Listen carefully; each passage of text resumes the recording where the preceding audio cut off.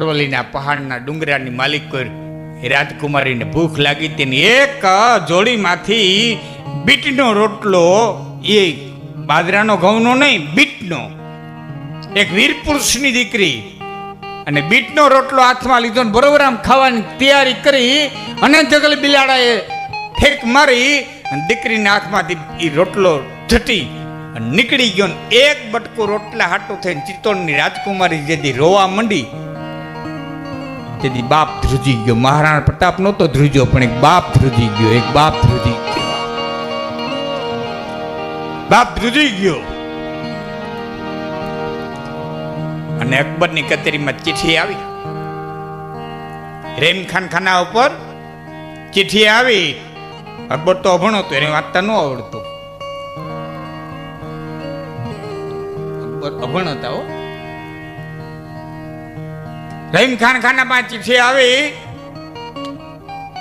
માલિકો લખ્યું હતું કે હાડા કચવા અને ભીણતા ઠેક મોલે ને મજા કરંત તમે કહેજો ખાન ખાન ને કે મેં તો બંચર હુઆ ફિરંત. ચૌહાણા દલી ગઈ, રાઠોડા કન વજ, ચૌહાણોના હાથમાં દિલ્હી ગયું, રાઠોડના હાથમાંથી કનોજ ગયું. ચૌહાણા દલી ગઈ, રાઠોડા કન વજ, તમે કહેજો ખાન ખાન ને કે મારા એદન આયા અજ, મારા દિવસો આવ્યા છે ને મારે સમાધાન કરી લેવું છે. અને અકબરે મરક મરક મરક મરક દાંત કાઢીને દુર્સાજી આઢા નામના ચારણ ને કીધું, દેખો દુર્સાજી આઢા, तुम्हारा प्रताप समाधान करना चाहता है, हो ही नहीं सकता. देखो अभी आया.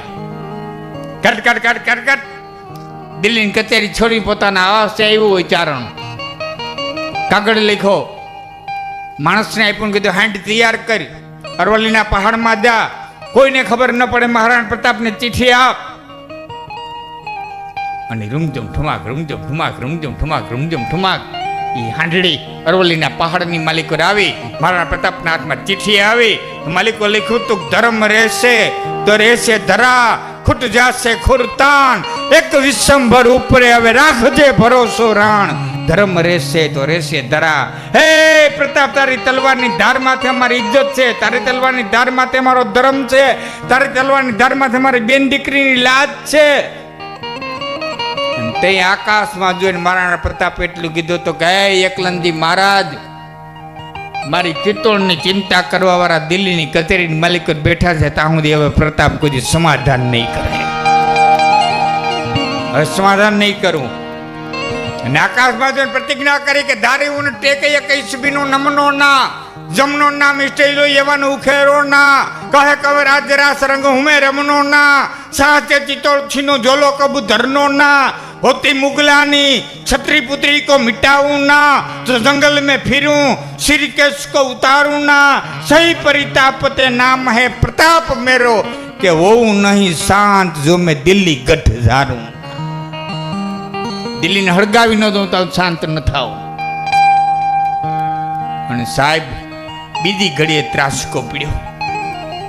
અરે હાય હાય, પ્રતિજ્ઞા તો લીધી,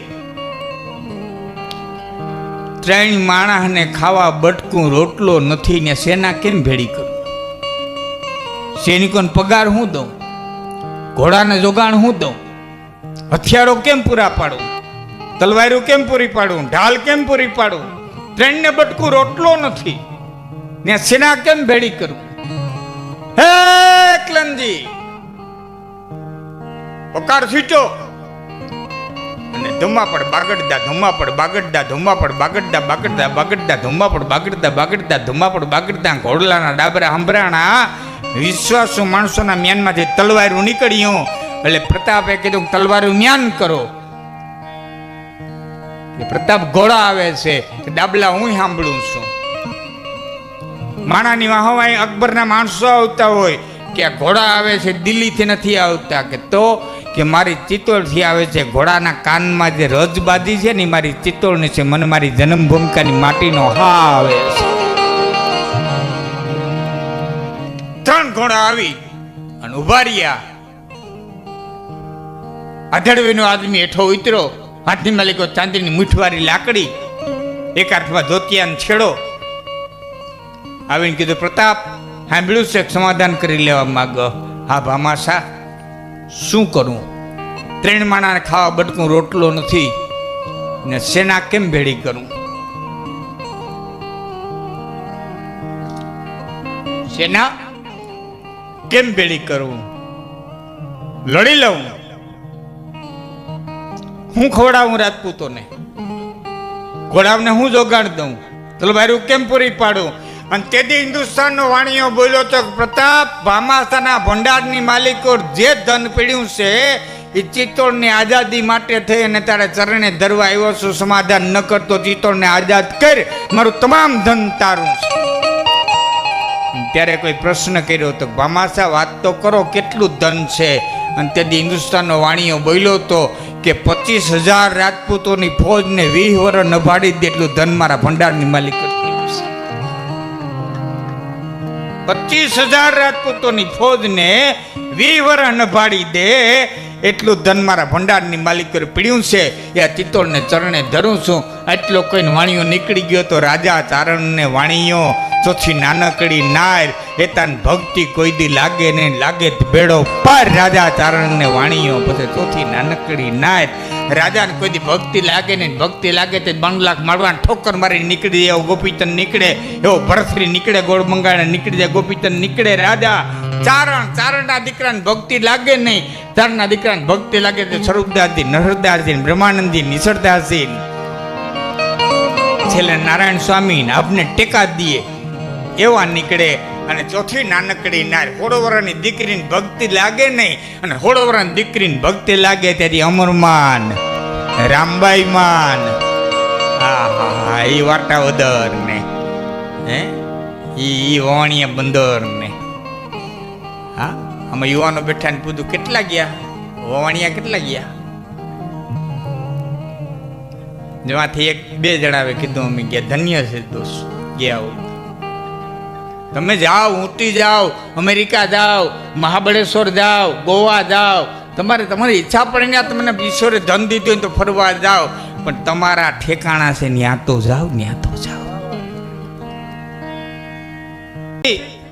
આવડું મોટું હિન્દુસ્તાન,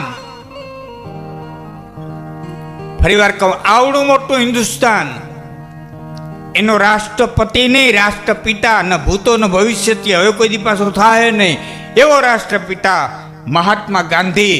અને મહાત્મા ગાંધીના ગુરુ શ્રીમદ રાજચંદ્ર, અને શ્રીમદ રાજચંદ્રના પ્રેરણાદાયક ગુરુ કોઈ હોય તો એ ચાવડા અય્યરની દીકરી માં રામબાઈ માં વવાણિયા, મૂળ વાટાવદર, ગાંધીજીના દાદા ગુરુ.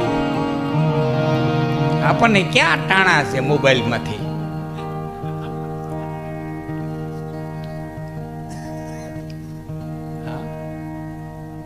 ઠીક છે, રાજા ચારણ અને વાણીઓ ચોથી નાનકડી નાર. વાણિયાની દીકરીને ભક્તિ લાગે ને, વાણિયાની દીકરાને ભક્તિ લાગે તો ભામાશાન, સગડુશાન, સગાડશાન, અને ચોથી નાનકડી નાર. નકર અમરમાં કરતા હાહુ મોટા હતા, દિવાળી એ જાજી જોઈ હતી અને ઉંમરે હતી, પડદો ન હીટો. અને આખો પુરાતન જ્યોત હતી, ફક્ત એક દેવીદાસ બાપુની ફૂંક લાગીને પડદો હટી ગયો. બસ આટલી જ વાર હોય. યુવાન મિત્રોને આ વાત સમજાય એટલા માટે થઈને હું દરેક એની ભાષામાં વાત કરું છું.